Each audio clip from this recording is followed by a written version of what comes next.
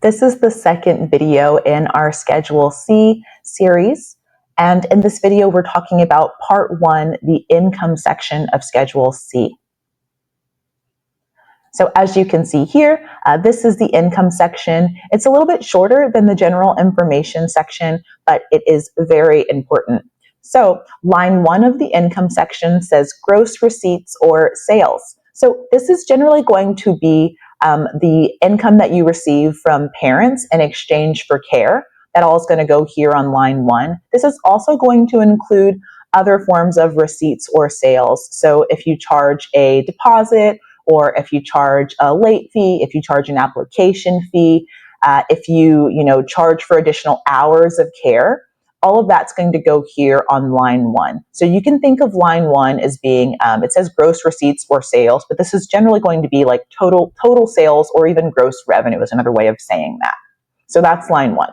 Line two is returns and allowances. So if for some reason you had to issue a refund to a parent, if for some reason maybe someone applied for care at your daycare and then they ended up changing their mind and you gave them a refund of their application fee, you would issue that here on line two. It's important to note that you only want to include on line two returns for amounts that were already included in line one. So if line one has already been decreased by any monies that you had to return to parents, then you don't want to again separately list those returns or refunds in line two. That would be double counting them, and that actually wouldn't be correct. Okay, so line three is essentially just giving you a space to do some math, and it says subtract line two from line one, right? So line one is going to be your total sales or gross receipts or gross revenue. Line two is any amounts that you had to return or refund to parents, and then line three is really just line two that you've subtracted from line one, right? So it's sales minus returns, and that's going to essentially give you your net revenue here on line three. Line four is cost of goods sold. This is not something that we're going to go into. It's really outside the scope of this video. For the most part, if you're operating a home-based daycare or even a center-based daycare, you're not generally going to have anything listed here on line four for cost of goods sold. And so line five then is gross profit. And again, if you didn't have anything listed on line four, then on line five, you've really just carried down the amount from line three.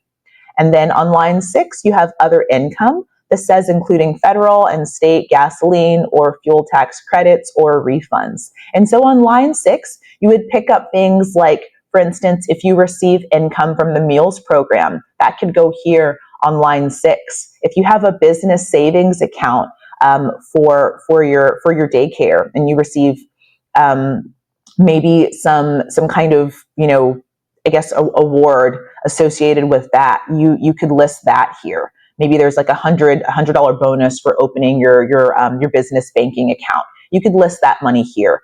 Interest income would actually not go here in this field. If you have a savings account associated with your daycare and it receives interest income and you're completing Schedule C, the interest income would go on Schedule B. That is a separate schedule, a separate form. It's really outside the scope of this video, but it's important for you to know that if you receive other forms of income related to your daycare that are not in exchange for providing care and that are not interest income, so for instance, income from the meals program, or if your state has some kind of additional like stipend that they pay to you that isn't just for care, maybe it's an additional add-on for something that is related to care but isn't care itself, then that would generally go here on line six.